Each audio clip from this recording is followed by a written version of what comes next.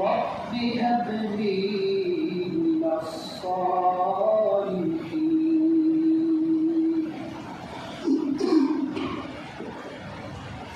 فلما بلغ معه السعي قال يا بني إني أرى في المنام أني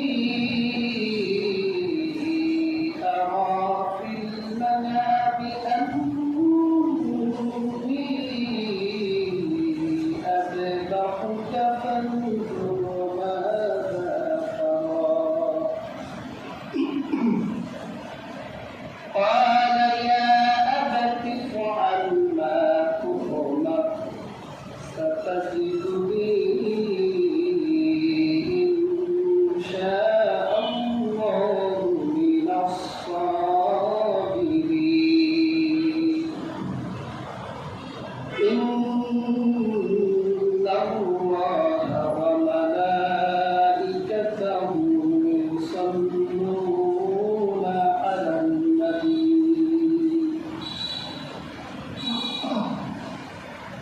يا أيها الذين آمنوا صلوا عليه وسلموا تسليما اللهم صل على سيدنا مولانا محمد وعلى آل سيدنا مولانا محمد مدينة مؤمن في الجناحين في دار المدينة شيخ في تمناه اللهم صل على سيدنا مولانا محمد وعلى آل سيدنا مولانا محمد الحمد لله আল্লাহ সুবহানাহু ওয়া তাআলার নিকট অসংখ্য গণিত অজস্র শুকরিয়া জ্ঞাপন করছি যে মহান আল্লাহ সুবহানাহু ওয়া তাআলা আপনাকে এবং আমাকে জুমআর পরে মুসল্লি এবং খতীব হিসেবে নির্বাচিত করেছেন সেজন্য আল্লাহ সুবহানাহু ওয়া তাআলার নিকট কালিমাতুশ শুকর আদায় করছি আলহামদুলিল্লাহ আলহামদুলিল্লাহ। হাজিরিন, আমি ধারাবাহিকভাবে হজের বিষয়ে গোটা মাস ব্যাপী আলোচনা করছিলাম। ধারাবাহিকভাবে আজকে আমি আপনাদের সামনে সূরাতুস সাফফাত থেকে কয়েকটি আয়াতে কারিমা তেলাওয়াত করেছি। আলোচিত আয়াতগুলোতে আল্লাহ সুবহানাহু ওয়া তাআলা হজ এই পৃথিবীতে কুরবানির প্রতিষ্ঠা হওয়ার ইতিহাস বিবৃতি দিয়েছেন। সেজন্য সূরাতুস সাফফাত থেকে আমি কয়েকটি আয়াতে কারিমা তেলাওয়াত করেছি। হাজিরিন, কুরবানি এটা নতুন কোনো বিধান নয়। সৃষ্টির সূচনা লগ্ন থেকে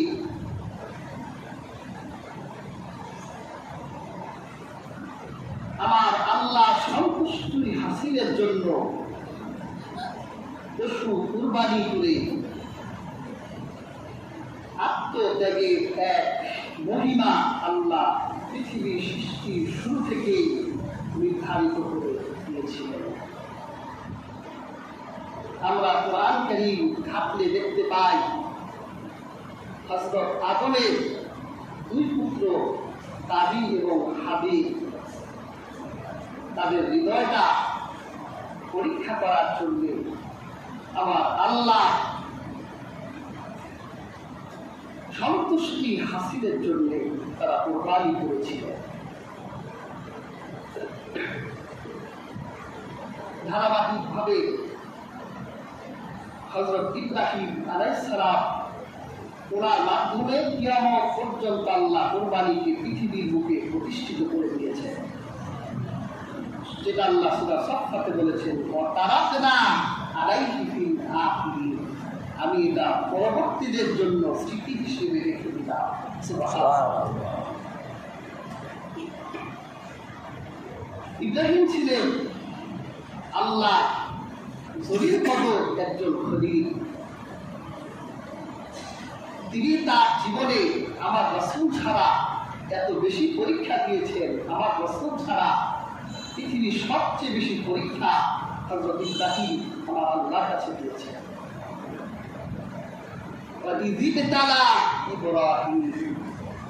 ইব্রাহিম পরীক্ষা দিয়েছে, এটা তার খুব কঠিন পরীক্ষা ছিল। সন্তান জবাই করা এটা কি সহজ বিষয়? নিয়ে আসার একটা মুরগি অনেকদিন লালন পালন করলে ওটাই তো জবাই করা যায়, কষ্ট লাগে। আর যেমন তেমন ছেলে রাখো, এই ছেলের জন্য ইব্রাহিম রান্না করেছেন, রব্বি আপনি মিনাস সালিহিন। একজন নবী সন্তান চায়, তার কাছে রবের কাছে সন্তান চায়। আর আমরা বাজার মাজার গাছ শাহপরানি গেলাম, সেখানে দেখি বট গাছে লাল পইটা বাঁধে,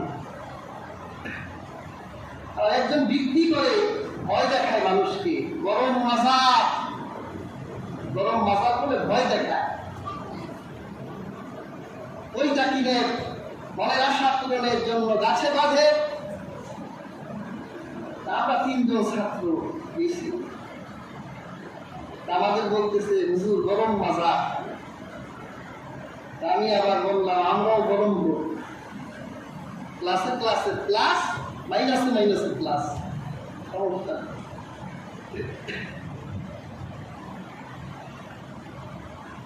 আর মিয়া যার কাছে সন্তান চান, খবর নিয়ে দেখেন তারই সন্তান নাই। দক্ষিণ বাংলার এক পীর, অনেক বড় পীর, উনি অনেক কিছু দেখাতে পারে, করতে পারে। আল্লাহ পাক ওনার একটা মেয়ে দিছে, ইঞ্জিনিয়ারের সাথে বিয়ে দিছে।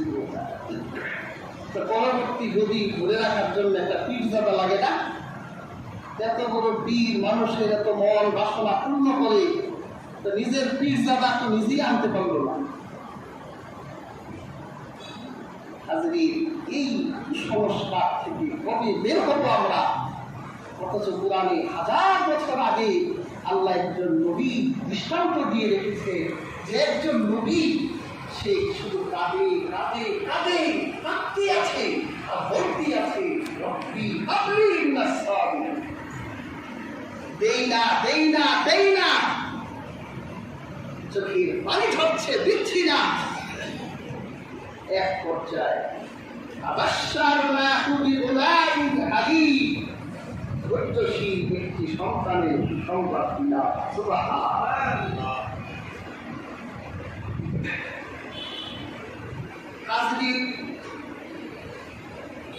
দুনিয়ার জমহুর মুফাসসির সবাই একমত, আল্লাহ পাক হযরত ইব্রাহিমকে এই সন্তানের সুসংবাদ দিয়েছিলেন। সেই সন্তান ছিলেন হযরত ইসমাঈল আলাইহিস সালাম। অনেকে ইসহাকের কথা বলছে যে আল্লাহ পাক ইসহাকের সংবাদ দিয়েছেন। কিন্তু আল্লাহ পাক এই সূরার এক জায়গায় ইসহাকের সংবাদ দিয়েছেন, وَبَشَّرْنَاهُ بِإِسْحَاقَ نَبِيًّا مِنَ الصَّالِحِينَ।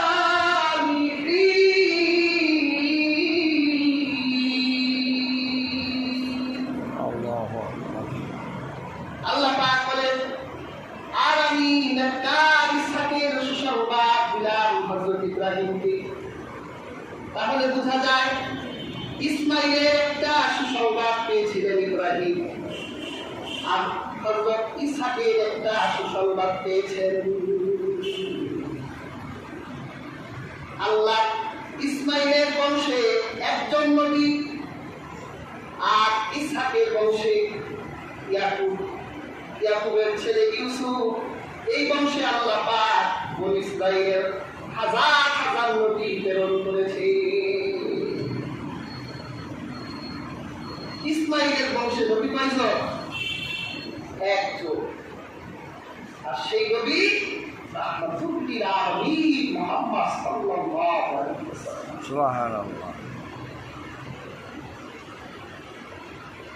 আর ইসহাকের বংশে আল্লাহ বনী ইসরাইলের যত নবী আছে, মুসা, ঈসা, সমস্ত নবীদেরকে আল্লাহ ইসহাকের বংশে পাঠিয়েছেন।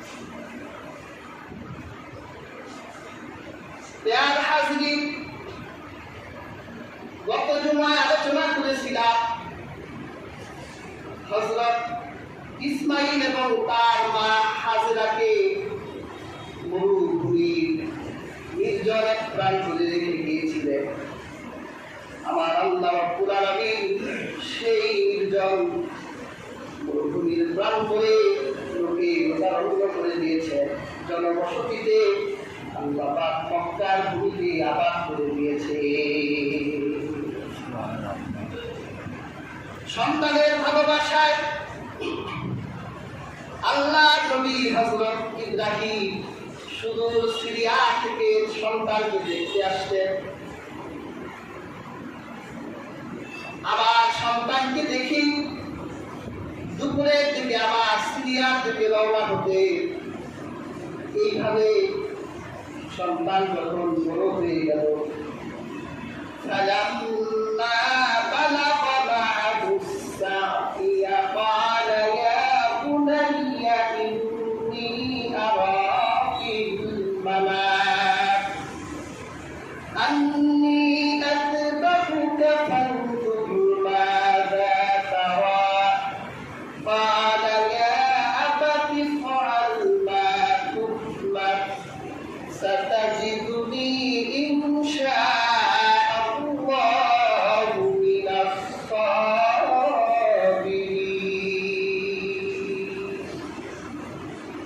সন্তান বড় হয়ে গেলে, বালেক হয়ে গেলে, বাবার সাথে এখন যে কোনো কাজে সহযোগিতা করতে পারে।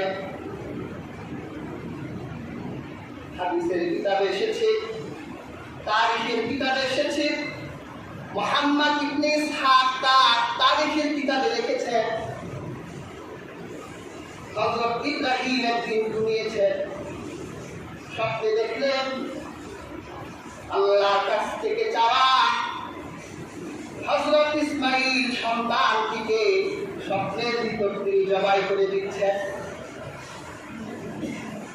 আর হাজরিন, জবাই করলে রক্ত পড়ে, কিন্তু তিনি স্বপ্নে দেখলেন সন্তানকে জবাই করছেন, কিন্তু সন্তানের গলা থেকে রক্ত প্রবাহিত হচ্ছে না।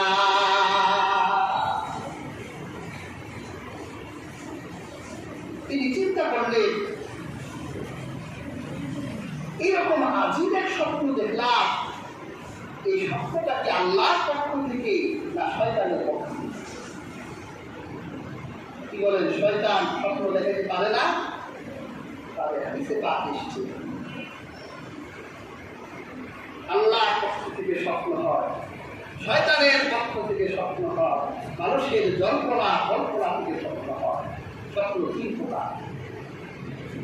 আপনি বিদেশ যাবেন, দেখবেন ঘুমাইছেন, পাসপোর্ট করে ফেলছেন, ঘুমাইছেন, স্বপ্নে দেখেন বিমান আসে, আপনি উঠে বিদেশ চলে যাচ্ছে, এটা আপনার কল্পনা হতে পারে। আমার শয়তানের স্বপ্ন দেখাইছে প্রত্যেক ভাদ্র মাসের 15 তারিখে গরু জবাই করে মানুষকে খাওয়াবি, না খাওয়ালে তার বংশ নির্বংশ হয়ে যাবে। দেখাইছে কি শয়তান দেখাইছে একটা গরিব মানুষ গরু জবাই করার সামর্থ্য আছে, ভিক্ষা করে লোকের কাছ থেকে সুদে সমিতিতে গিয়ে টাকা ধার নিয়ে এরকম কাজকর্ম করে যাচ্ছে। আরেকটি স্বপ্ন হয় আল্লাহর পক্ষ থেকে। নবীরা যত স্বপ্ন দেখেছে সব স্বপ্ন তার পক্ষ থেকে, আল্লাহর পক্ষ থেকে। মুমিনরাও স্বপ্ন দেখবে, সত্য স্বপ্ন। রাসূলুল্লাহ হাদিসে বলেছেন মুমিনের সত্য স্বপ্ন নবীদের স্বপ্নের 46 ভাগে একটা। সুবহানাল্লাহ। আল্লাহর হাবিব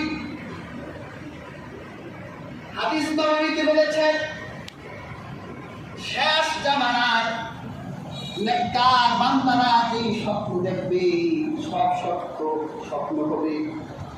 রাতের বেলা স্বপ্ন দেখবে, সকালে স্বপ্ন সত্য প্রকাশিত হয়ে যাবে। আল্লাহ রাসূল স্বপ্ন দেখতেন।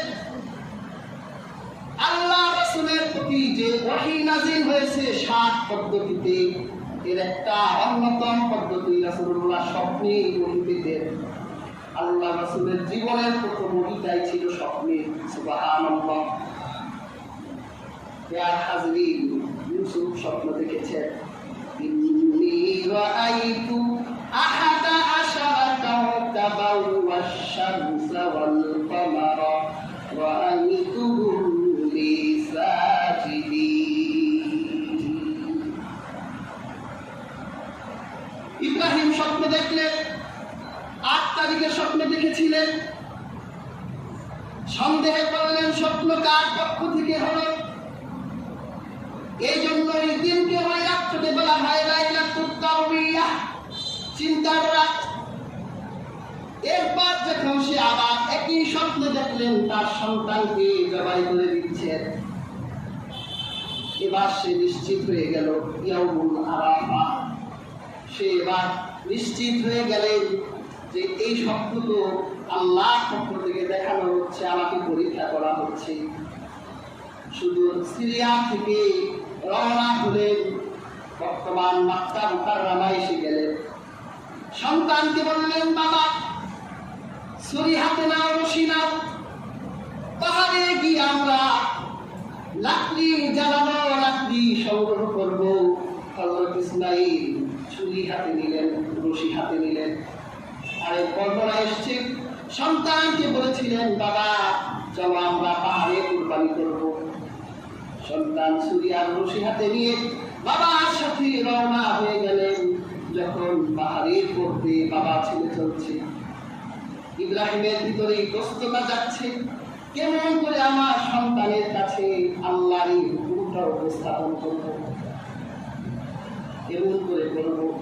পৃথিবীতে এইরকম নজির তো কখনো ঘটে নাই যে একজন পিতা নিজের আপন পুত্রকে জবাই করে দিয়েছে।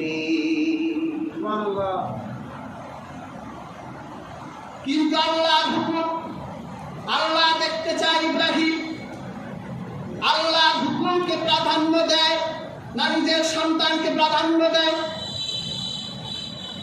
হযরত ইব্রাহিম এক পর্যায়ে তার সন্তানকে বললেন, ইয়া বুনাইয়া ইন্নী আরা ফিল মানাম,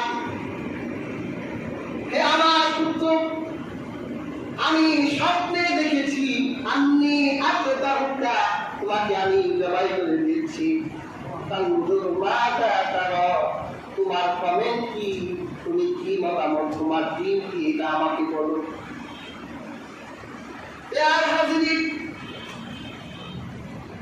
সন্তানের মতো সন্তান হলে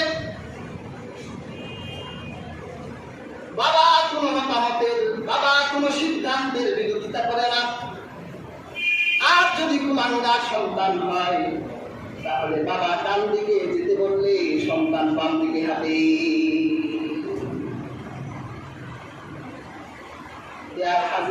সন্তানের মতো সন্তান আল্লাহর নির্দেশের কথা যখন সন্তানের কাছে উপস্থাপন করেছেন, এক মুহূর্ত দেরি করলেন না।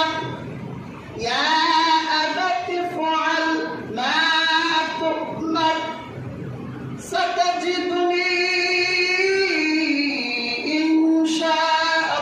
ইনশাআল্লাহু মিনাস সাবিরিন।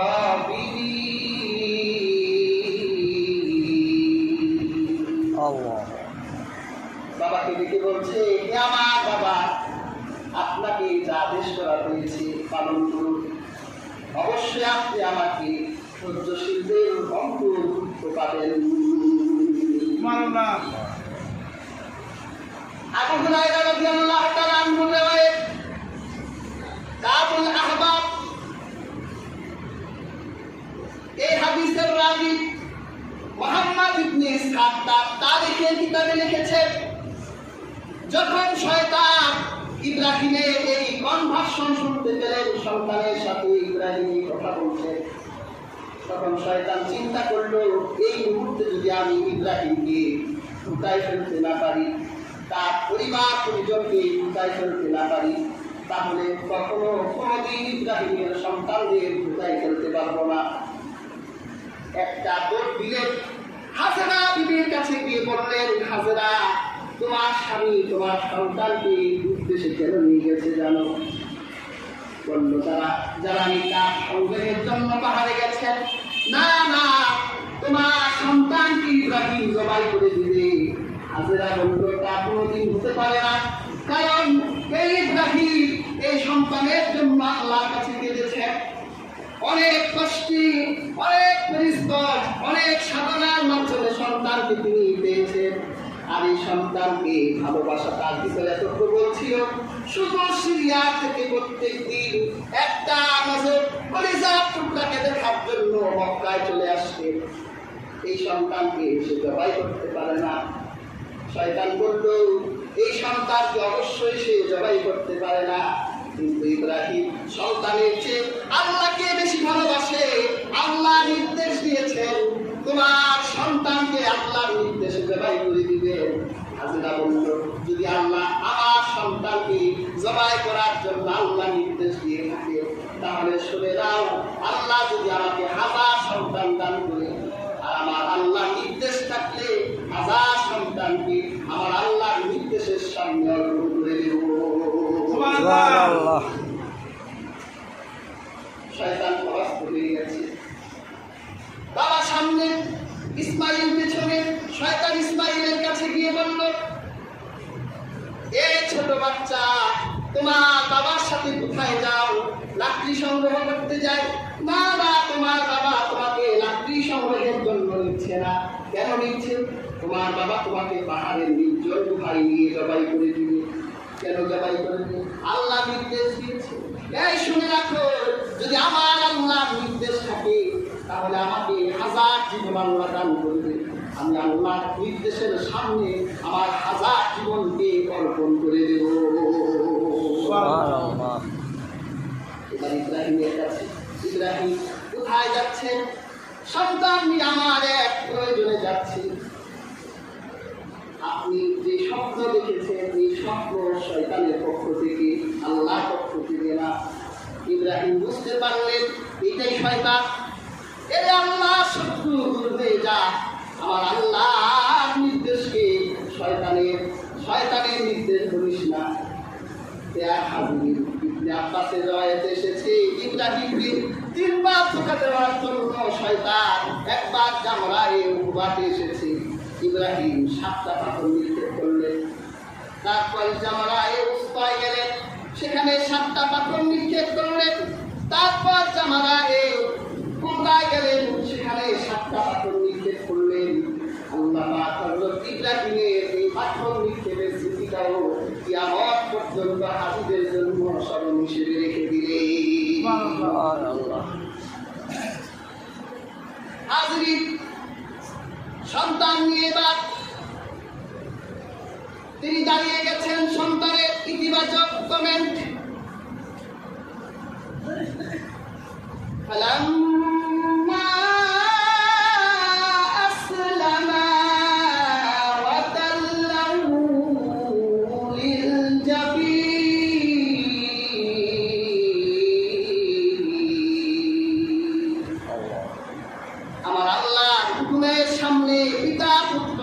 আনুগত্য প্রকাশ করলো।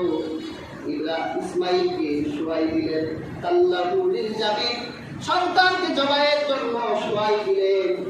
এবার সন্তান বাবার চেহারার দিকে তাকিয়ে বলেন, বাবা আমার মায়ের কাছ থেকে আমি শেষ বিদায় নিয়ে আসি নাই, আমি তো জানতাম না তাহলে আল্লাহর হুকুম শুনতে হবে। আমার মা জননী আমাকে খুব কষ্ট করেছে, পেটে রেখেছে, এই রূপ প্রাণ করে রেখে গিয়েছিলেন। আমার মা আমাকে লালন পালন করতে গিয়ে আমাকে এক কাপটা দুধ খাওয়াবার জন্য, তার বুকে সেদিন দুধ ছিল না, এক কাপটা দুধ এই বুকে গঠন করার জন্য সাফাই দৌড়িয়েছেন, মারোয়ায় দৌড়িয়েছেন। আর এই উজ্জ্বল প্রাণ বলে আমাকে ধরে করেছে। মায়ের কাছে শেষ বিদায় নিয়ে আসতে পারি নাই। যখন আপনি আমার মায়ের কাছে ফিরে যাবেন, আমি ইসমাইলের শেষ সালামটা আমার মায়ের সামনে পৌঁছে দিবে। যদি আপনার মনে হয় আমার রক্ত মাখা জামা আমার মায়ের কাছে দেওয়া ভালো হবে, পৌঁছে দিবেন। আর যদি আপনার মনে হয় আমার মা অস্থির হয়ে যাবেন, তাহলে আমার রক্ত মাখা জামাটা পৌঁছে দেওয়ার দরকার নাই। যদি আপনি পৌঁছে দেন, তাহলে আমার মা সান্ত্বনা পাবে। এরপর বলল, বাবা আমার হাত পা গুলো শক্ত করে বেঁধে নেন, আর ছুরিটা এমন করে ধারাই নেন যাতে তাড়াতাড়ি জবাই হয়ে যায়, মৃত্যু সহজ হয়ে যায়। আপনার চোখ বেঁধে ফেলেন, সন্তানের ভালোবাসা যাতে আপনি আবেগ আপ্লুত হয়ে না যান। সন্তানের কথা মতো হযরত ইব্রাহিম নিজের সন্তানকে জীবনের শেষবারের মতো আদর দিয়ে ভালোবাসা দিলেন, চুমু দিলেন, চোখ বেঁধে দিলেন, সন্তানের শরীরটা, সন্তানের হাত পা গুলো বেঁধে দিলেন। তারপর ধারালো ছুরিটা হাতে নিয়ে হযরত ইব্রাহিম এই মুহূর্তে সন্তানের গলায় ছুরি ধরেছে। আল্লাহর আরশে আজিম পর্যন্ত ফেরেশতারা অবাক। এইরকম ঘটনা পৃথিবীতে কোনোদিন ঘটেনি, আকাশের নিচে এইরকম পরীক্ষা কখনো দেখিনি। আজ কি পৃথিবীর বুকে একটি ঘটনা প্রতিষ্ঠিত হতে যাচ্ছে। ইব্রাহিম পরীক্ষা দিবেন, সন্তান বলুন আল্লাহর হুকুম বলুন। ইব্রাহিম আলাইহিস সালাম সন্তানের গলার ভিতরে ধারালো ছুরির পোঁচ মেরে দিলেন। আমার আল্লাহ পাক হযরত ইব্রাহিমের এইটাই দেখতে চেয়েছেন। ইব্রাহিমের গলায় তামাক ঘণ্টি লাগাই দিলেন যাতে বিষাক্ত ছুরির আঘাতে ইব্রাহিমের গলা বিচ্ছিন্ন হয়ে না যায়। কারণ স্বপ্নে দেখেছেন সন্তান জবাই করেছেন, রক্ত পড়ে নাই। সন্তান তো জবাই করলেন, রক্ত পড়ল না। আমার আল্লাহ হযরত জিবরীলকে জান্নাতের দুম্বা দিয়ে পাঠালেন। ইয়া হাজিরিন, ইমাম সুদ্দী রাহমাতুল্লাহি আলাইহি তিনি বর্ণনা করেছেন, আল্লাহ পাক জান্নাত থেকে যে দুম্বাটি পাঠিয়েছিলেন, এটা জান্নাতের ভিতরে 40টি বসন্ত কাটিয়েছে। আর ইবনে আব্বাস রাদিয়াল্লাহু তাআলা আনহু এর riwayat এসেছে, হযরত আদমের পুত্র হাবিল যে কুরবানি করেছিলেন, সেই কুরবানির পশুটি দুম্বাটি আল্লাহ রেখে দিয়েছিলেন। আল্লাহ পাক হযরত ইব্রাহিমের ফিদিয়া হিসেবে সেই দুম্বাটি ইব্রাহিমের কাছে জিবরীলের মাধ্যমে দুনিয়ায় পাঠাই দিলেন। সুবহানাল্লাহ।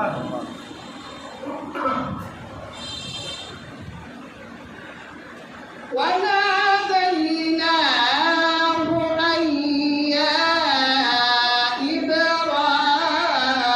إبراهيم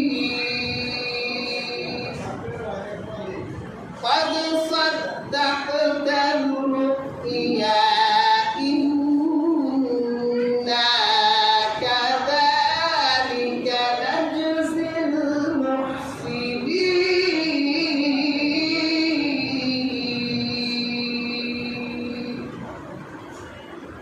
তখন আল্লাহ পাক বলে, আমি ইব্রাহিমকে দেখে বললাম, হে ইব্রাহিম, তুমি তোমার স্বপ্ন সত্যে পরিণত করেছো। এই জন্য আমি আল্লাহ পাক কথা যাই, ইন্না হাযা লাহুয়াল বালাউল মুবিন, এটা ছিল সুস্পষ্ট পরীক্ষা। কথা যাই না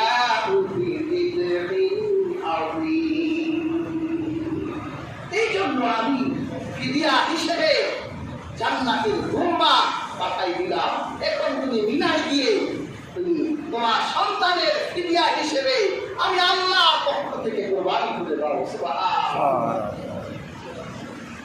وتركنا عليه في الآخرين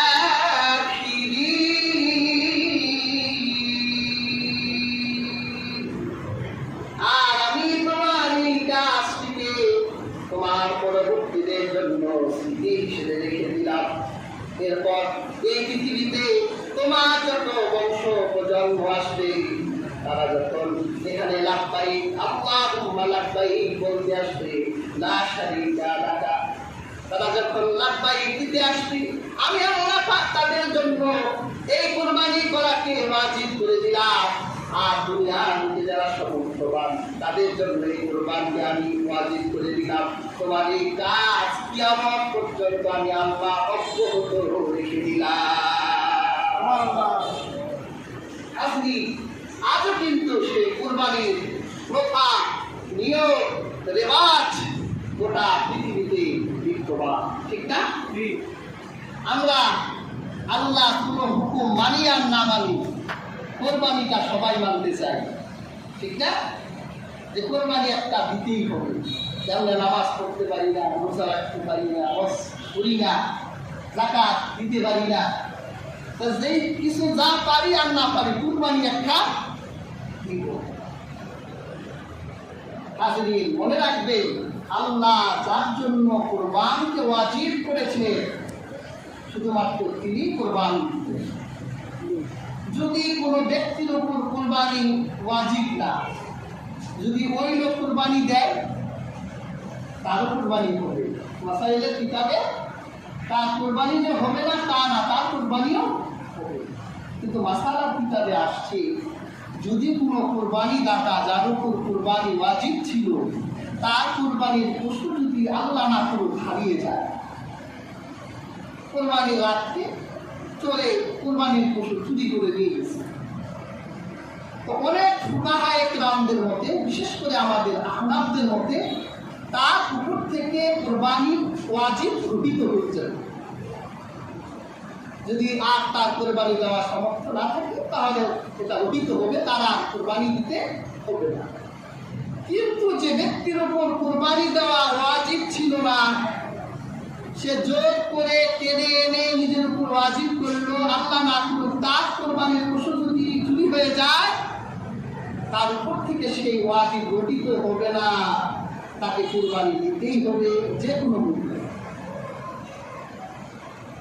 কিন্তু আমরা তো ইল্লা বিল্লাহ মাশাআল্লাহ এটাকে এখন আমরা আমাদের একটা সামাজিকতা বানিয়ে ফেলেছি।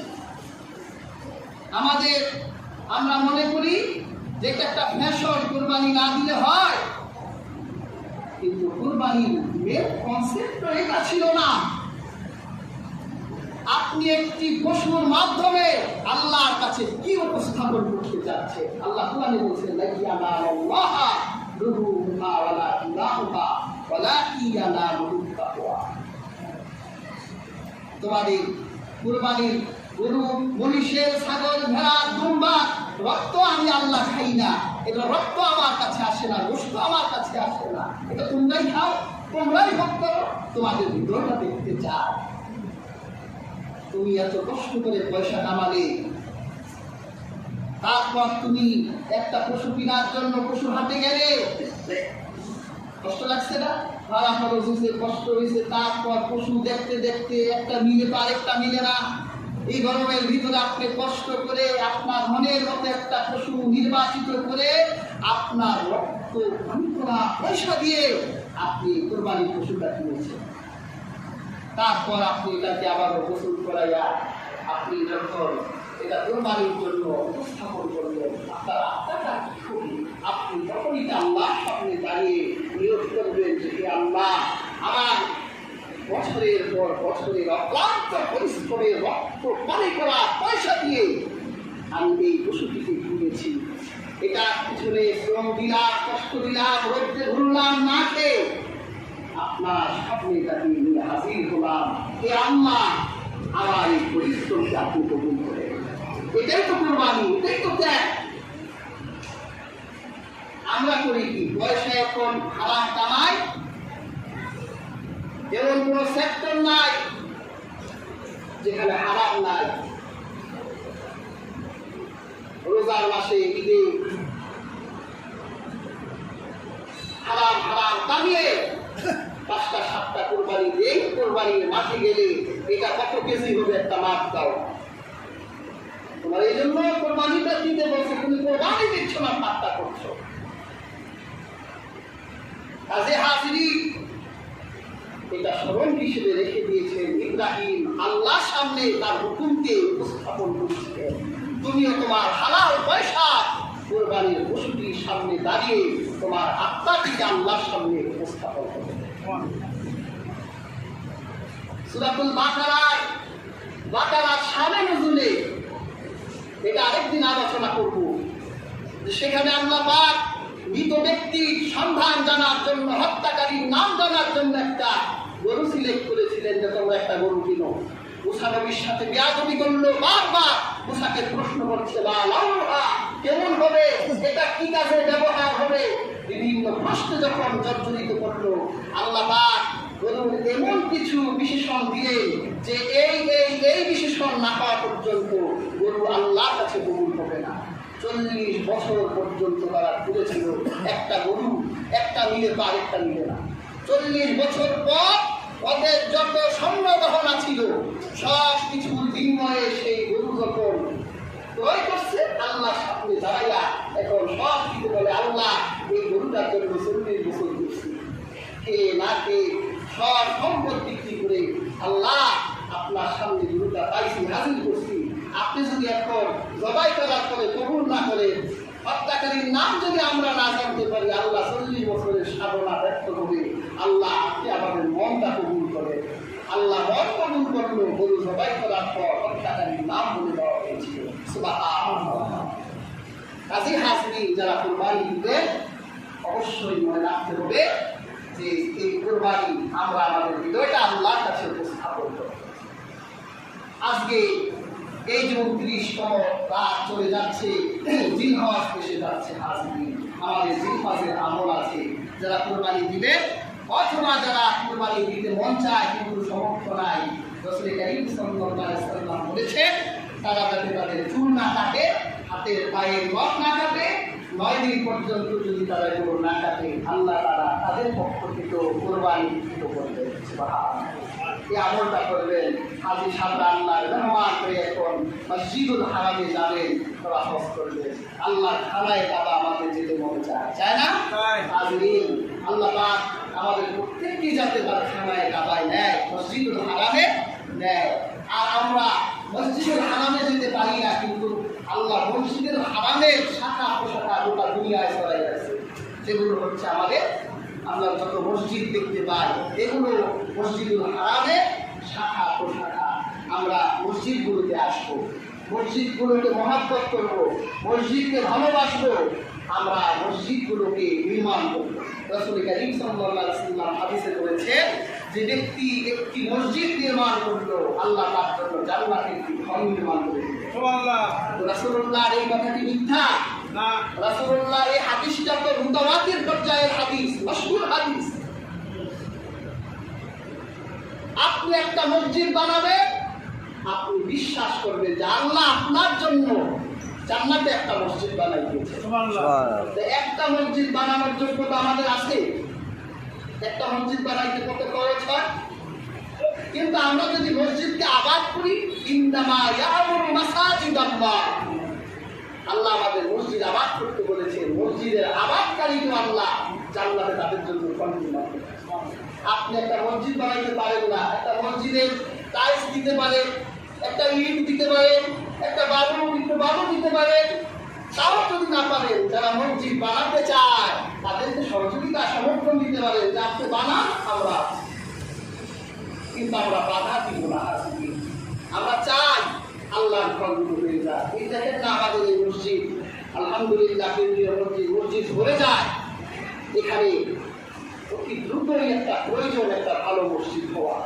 আমরা অনেকদিন ধরে আদেশের মালিকের কাছে প্রার্থনা করছি যে আল্লাহ কবুল করেন। আল্লাহ যেদিন কবুল করবে সেই দিন মসজিদ হয়ে যাবে। আমরা চেষ্টা করছি, আমাদের বর্তমান সভাপতি সাহেব চেষ্টা করতেছে। আমরা ইনশাআল্লাহ তাকে সহযোগিতা করবো, তাকে সমর্থন করবো। কি করে? এই মসজিদ, উনি তো আলহামদুলিল্লাহ এই দিকে খুব ভালো মানুষ যে তিনি দেওয়ার ক্ষেত্রে তিনি আছেন, তিনি নেওয়ার ক্ষেত্রে নেই। কাজে আমরা তিনি যদি আগায়, আমরা ইনশাআল্লাহ তাকে সহযোগিতা করবো। এবং তার কাছে আমার একটা অনুরোধ থাকবে, তিনি সকলকে নিয়ে বসেই আল্লাহর এই পবিত্র ঘরটিকে নির্মাণ করবেন, যাতে সবাই মসজিদ আবাদ করতে পারে, সবাই শরীক হতে পারে, সবার জান্নাতে একটা করে ফ্ল্যাট থাকতে পারে। আল্লাহ সুবহানাহু ওয়া তাআলা আমাদের প্রত্যেককে মসজিদের আবাদকারী হিসেবে কবুল করুন, যারা সুন্নাত পড়েননি